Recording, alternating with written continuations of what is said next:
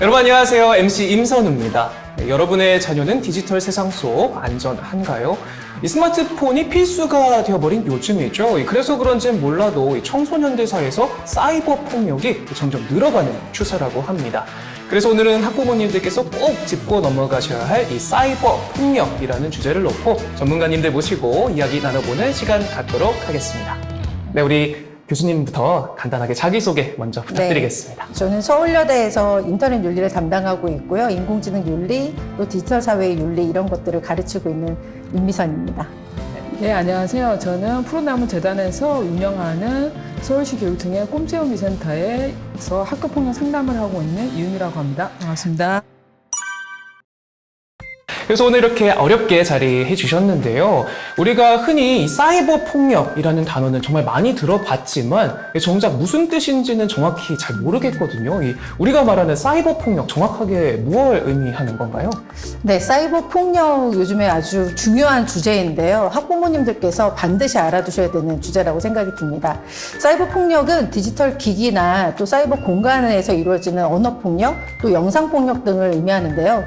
디지털 기기가 많이 활용이 되면서 거기서 일어나는 폭력들이 많이 증가되고 있습니다. 가장 심각한 것은 연령대가 좀 계속 낮아지고 있다. 이런 부분들이 지금 심각한 문제로 떠오르고 있습니다. 네, 우리가 흔히 어린 시절에 어떤 이런 폭력이라든지 이런 사건들이 노출이 됐다 하면은 이런 물리적인 것들만 좀 생각을 해왔는데 이제는 점점 연령도 어려지면서 이 디지털 기기들이 보급이 빨라지다 보니까 확산되고 있다라는 말씀을 해주신 것 같은데요. 네. 그렇다면 어떤 구체적인 사례들이 있는지 한번 들어볼 수 있을까요? 네.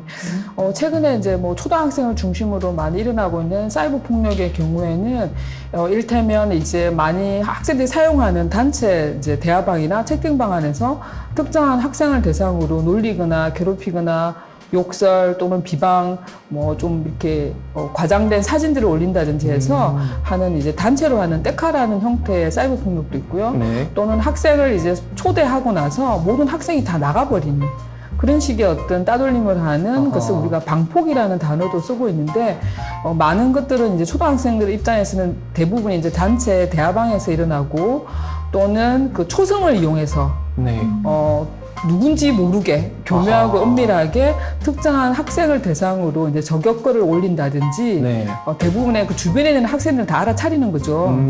당사자도 알고 있고. 네. 그래서 이렇게 교묘하고 은밀한 이제 사이버 폭력 형태가 많고 또는 이제 친구의 허락이나 동의를 받지 않고 우리가 말하는 개인정보죠. 이름이나 학교 또는 집 주소까지 이제 인터넷에 게시함으로써 초등학생임에도 불구하고 모르는 이제 낯선 사람으로부터 전화를 받는다든지 이런 일에까지 아주 많은 일들이 일어나고 있습니다. 이렇게 다양한 사례들을 소개를 해주셨는데 말씀하는 걸 들어보니까요.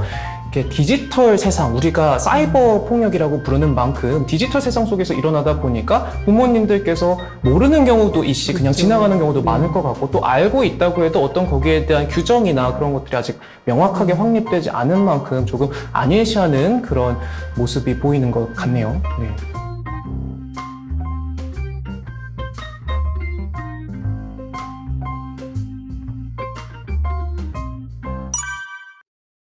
네, 이렇게 구체적인 사례들을 설명을 해주셨는데 그렇다면은 조금 더 자세하게 어떤 유형의 사이버 폭력들이 일어나고 있는지 좀 들어보고 싶거든요.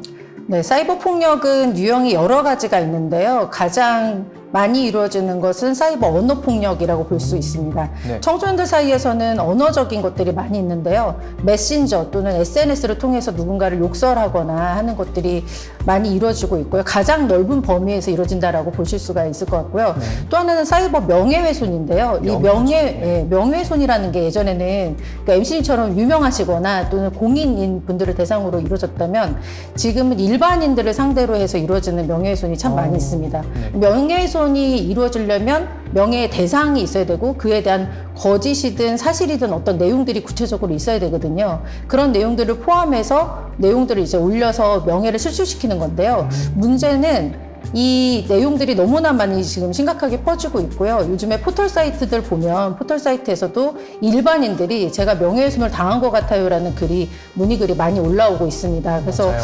좀 심각한 문제로 떠오르고 있고요. 또 하나는 이제 사이버 성폭력이 있습니다. N번방 사건을 잘 기억하실 텐데요. 가해자와 피해자 이런 측면에 이제 청소년들이 많이 포함이 되어 있다라는 것이 큰 문제라고 보실 수가 있을 것 같고요. 또 네 번째는 사이버 스토킹이 있습니다. 스토킹은 구애형이 있고요. 상대방이 원하지 않는데 반복적으로 문자나 영상을 보내는 행위들, 이런 것들이 스토킹에 해당이 됩니다. 근데 여기서 이제 반복이라는 것이 법상 얼만큼이 반복이냐 이런 거는 사실 없거든요. 그러니까 피해를 느낀 사람의 입장에서 반복적인 것이 좀 심하다. 2번이라고 해도 심하다라고 하면 사이버 스토킹이 성립이 됩니다. 네, 그리고 5번째는 사이버 불링이라고 하는 사이버 따돌림이 있습니다. 이 사이버 따돌림은 중학생들 사이에서 많이 이루어지는데요. 아까 센터장님께서 말씀해 주셨던 떼카, 카톡 감옥 이런 것들에 이제 가두고 나가지 못하게 하면서 욕설을 하거나 괴롭히는 현상들을 말하고요. 또 마지막으로 신상정보 유출이 있습니다. 개인정보를 유출하는 형태인데요. 본인이 원하지 않는데도 그 사람에 대한 개인정보를 유출하는 것들이 많이 증가되고 있는 상황입니다. 네, 이렇게 6가지 항목을 짚어주셨는데요. 이 명예훼손부터 따돌림까지 정말 다양한 유형들이 있는데 아무래도 디지털 세계, 우리가 눈에 보이지 않는 곳에서 일어나는 일들이다 보니까 거기에 대한 대처도 조금 힘들 것 같다는 생각이 들거든요. 그렇다면 이 디지털 폭력, 사이버 폭력에는 어떤 특징들이 좀 있을까요? 사이버 폭력의 특징들은요, 일단 속도, 확산성에 있습니다. 인터넷이라는 매체 자체가 매우 속도가 빠르잖아요. 디지털 매체가요. 그래서 빠르게 확산된다라는 특징이 있고요. 2번째는 디지털 매체의 특징인데요. 우리가 손편지를 써서 만약에 제가 MC님께 전달드린다 그러면 제 손에서는 그게 떠나잖아요. 그렇죠. 근데 디지털 매체는 우리가 어떤 메신저를 통해서 전달한다라고 했을 때 전달의 개념이 없습니다. 복제의 개념인 거죠. 복제의 개념. 네. 그러면 다시 풀어 말하자면 어떻게 보면 거기 내가 했던 행위에 대한 증거가 그렇죠. 남는다 이런 말씀이시죠? 그렇습니다. 그래서 가해자든 피해자든 영원히 그 기록에서 지워질 수 없다라는 그런 특징들이 있거든요. 네네. 제가 만약에 메신저로 보내면 저한테도 남고 MC님께도 남고 센터장님께도 남고 계속 복제가 돼서 만들어지는 거기 때문에 그렇죠. 그런 복제성이 아주 심각한 문제입니다. 복제성이 문제가 될 수 있는 부분은 아까 언급해 주신 유형 중에 이제 뭐 사이버 성폭력이라든지 그런 이미지나 동영상 같은 것들이 네. 한 번 유출되기 시작하면 계속해서 또 네. 퍼져나갈 수 있다는 말씀이시네요. 그렇죠. 그러니까 제가 만약에 SNS에 다른 친구를 욕설하는 글을 올렸다. 네네. 명예훼손이나 언어폭력 올렸다라고 한다면 아무리 디지털 장애사를 통해서 지운다 하더라도 네. 누군가는 캡처를 해서 가지고 있을 수 있다라는 거죠. 그래서 영원히 지워지지 않을 수 있다라는 그런 문제점들이 났습니다. 그리고 우리가 누구나 다 느끼는 거지만 디지털 자체가 익명성이나 비대면성이 또 있잖아요. 네. 근데 이렇게 생각해 보시면 될 것 같아요. 뭐 센터장님 더 잘 아시겠지만 아이들의 컴퓨터가 방 안에 있을 때와 거실에 있을 때, 즉 익명성과 비대면성이 보장될 때와 보장되지 않을 때 아이들이 폭력에 노출될 수 있는 가능성이 전혀 달라지게 되는 부분이 있거든요. 뭐 리차드 루빈이라는 학자도 익명성, 프라이버시에 따라서 달라진다 이렇게 표현을 하고 있는데요. 그런 것들이 많이 보장될수록 자유도 보장되지만 어떤 탈억제성이 생기면서 자신도 모르게 감정적인 것들을 표현해서 실수를 한다거나 하는 것으로 인해서 나도 모르게 가해자가 되거나 또는 피해자로 노출되거나 하는 경우들도 많이 생길 수가 있습니다. 이른바 이 디지털 가면 뒤에 숨어서 그렇죠. 나도 모르는 새에 그렇게 가해자가 될 수도 네. 있고 또 피해자가 될 수도 네. 있다라는 설명이시네요.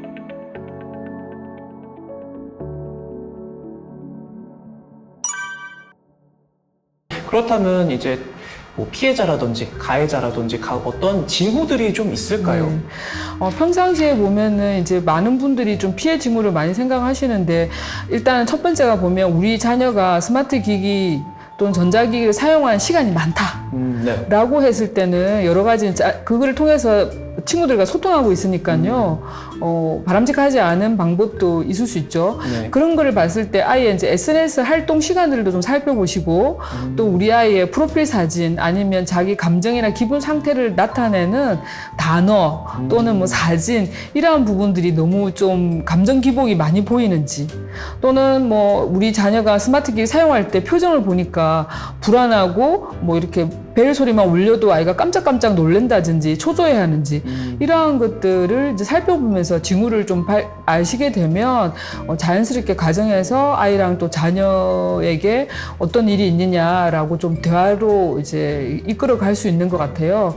또는 이제 우리 자녀가 혹시나 가해 징후가 있지 않느냐 염려하실 수 있잖아요.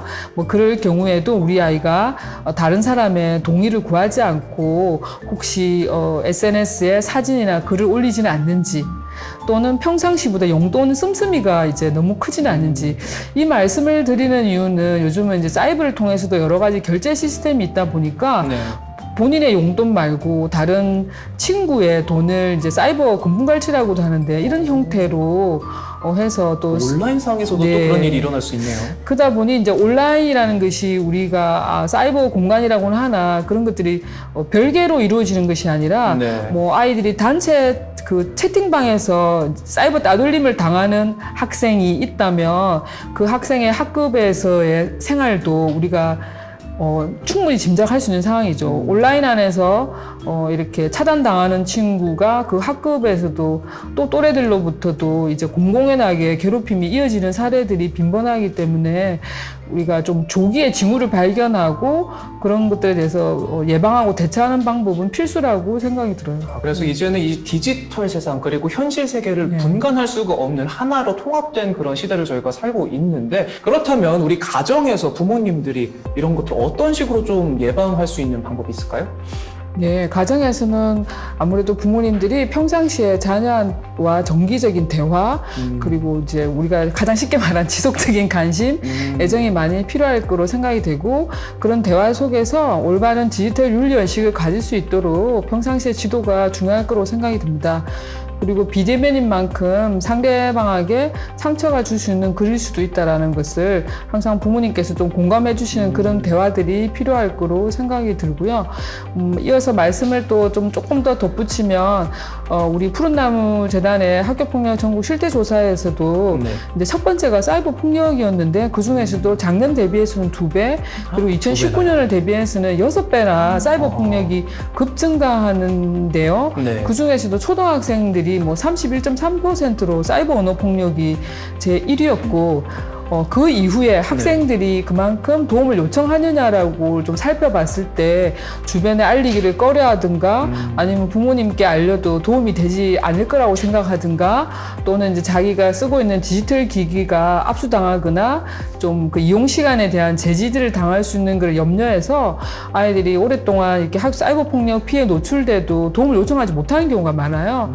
그래서 가정에서 좀 숙지해 주셔야 될 것은 그 평상시의 대화, 뭐 지속적인 관심과 디지털 윤리 의식과 덧붙여서 이제 네가 어려움에 처하거나 이랬을 때 꼭 엄마 아빠가 도와줄 수 있다. 또 뭐 할머니 할아버지일 수도 있고 누군가가 도와줄 수 있다라는 그런 것들을 평상시에 꼭 알려주셔야만 막상 아이들이 그 상황이 됐을 때 아무 생각이 안 나거든요. 어떻게 될 그렇죠. 바를 모를 수 있는데 그때 부모님들이 도와주셨다는 그런 평상시에 의식이 좀 있어야 될 것 같습니다. 우리 아까 이 사이버 폭력, 디지털 폭력의 특성 중에 하나가 그게 암암리에 보이지 않는 곳에서 이루어지고 있다는 거잖아요. 그렇다면 우리 부모님들이 이런 것들을 어떻게 캐치를 해내고 또 어떤 식으로 조금 개입을 해야 될까요? 저는 컴퓨터를 전공해가지고 네. 뭐 시스템적으로 설명을 드리면요.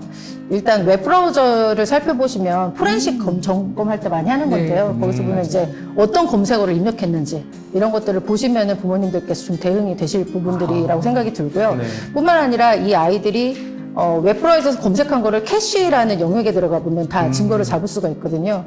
여담인데 제 남동생이 저랑 나이 차이가 많이 나는데 사춘기 때 또 벌써 이제 하셨군요. 그런 것들을 보는데 제가 이제 네. 캐시를 보고 너 이런 사이트 들어갔지 그러니까 깜짝 놀라더라고요. 좀 무서울 것 같은데 내 방에 카메라 있는 거 아니야? 네, 이런 근데 거 보는 거 문제는 아니에요? 이제 네. 동생이 그 다음부터 캐시 영역을 알아서 그것을 지우는 작업들을 그러니까요. 하더라고요. 요새 아이들은 또 이제 교육이 이제 빨라지다 보니까 네. 이미 초등학생 때 뭐 프로그래밍 이런 너무 것들을 다 잘하죠. 공부를 한다고 네. 하더라고요. 그래서 이것도 조금 대응 방식이 네. 조금 어떤 허점이 있을 수도 있겠다 네. 싶은 생각이 드네요. 그리고 또 하나는 그래서 이제 네. 선제적으로 할 수 있는 것 중에 하나가 시스템적으로는 프로그램적으로는요. 내용 선별 소프트웨어라는 게 있어요. 내용 등급 서비스에서 하는 건데요. 유해 사이트를 차단해주는 블랙리스트로 만들어서 그 사이트를 아예 우리 집에 못 들어오게 우리 집 IP 쪽으로 들어오지 못하게 막는 그런 시스템들도 있습니다. 네. 또 KT 키즈폰 같은 것들을 사용을 하면 이용 시간 그리고 유해 사이트 방지까지도 다 될 수 있는 부분들이 있고요.